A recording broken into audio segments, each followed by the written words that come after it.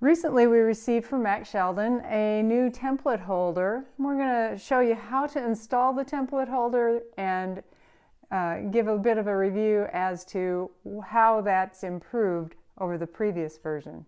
The new template holder, as with all of PantoRouter's jigs and templates, comes with either metric measurements or, on the opposite side, the imperial scale. We're going to set ours up with the imperial scale because that's what we tend to use the most often in our work.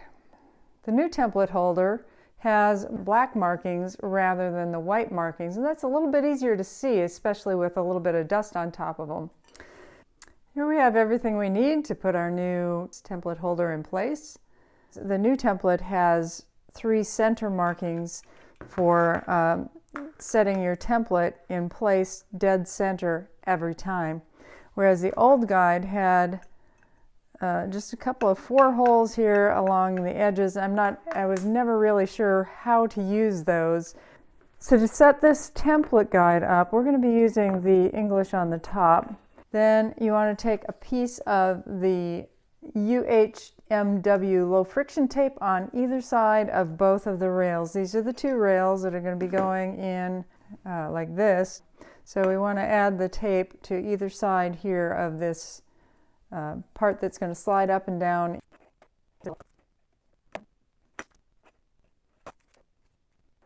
Then assemble the holder, keeping all of your screws loose.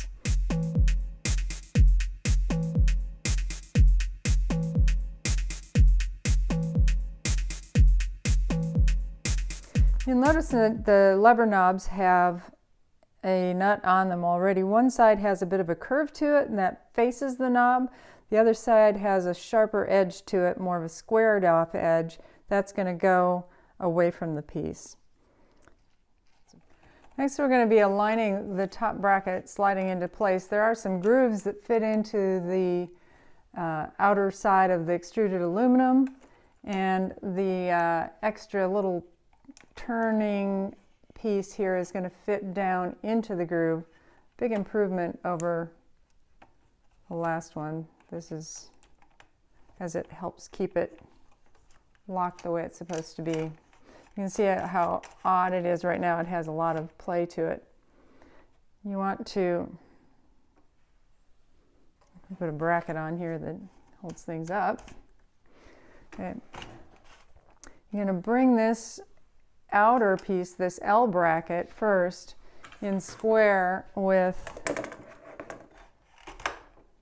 the top of the holder. So just the square part. I'm going to use this just to help kind of hold things up. Keep it somewhat where I need it. So we want to line up this corner even with this top edge of the framing bracket.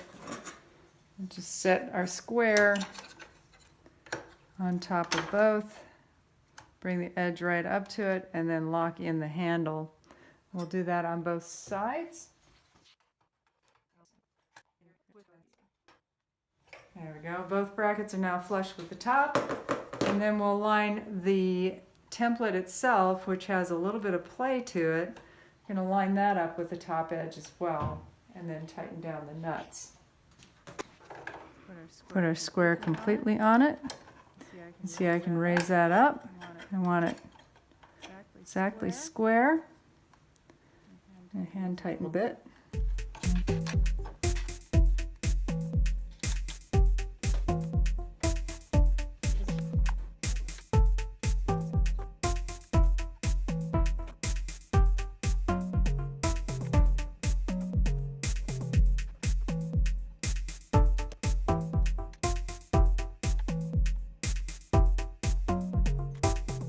Once everything is set the way it should be, everything should be flush. The face to the L bracket and to the top surface of the framing.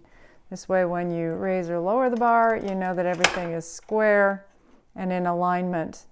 I have on either side the brackets that square up with the table as well. The additional feature of the new template, as I mentioned before, are these holes that help align things in the center. So I'll show you how that works. Put our board in to get the height.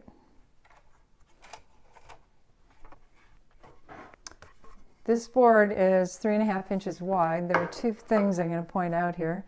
First of all, putting the template, if I wanted my tenon centered, simply slide my template in the center and using the pointed end of the follower and line that up this very center hole, and that'll lock right into place in the middle of the template guide. To set up my centering scale, the way I did that is I've got it set up to the inch scale on the top. That's the one I'm going to be using the most often for the width of my wood. I've got the centering bit in the router. I'll take my follower, put it in backwards in the center, what I know is exact dead center because of the fence. It'll align everything up with what's on center with my fence every single time. I want the template guide itself to be down at the very bottom, even with the table, so when I bring in the point, I can see exactly where center is for my aluminum template holder. Using a marking gauge, I'm going to put it right at the point where the point of the centering guide falls. Okay, I've already marked in here where that falls, and it's right there. Bring my square up to it, hold that in place, making sure I have that mark. Bring my fence up to it, lock my fence in place. I'll mark that on the table face so that I have that set into the face of my table. When I move this over now, I can see exactly where that falls. It's right on that mark.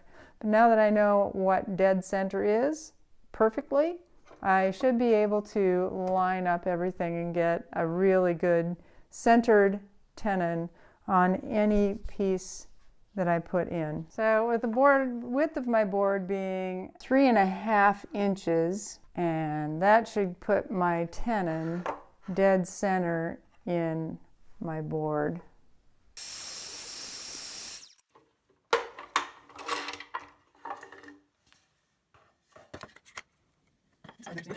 There we have it. They bump up exactly centered on my board. And my shoulders are also centered because of the centering of the template in the back.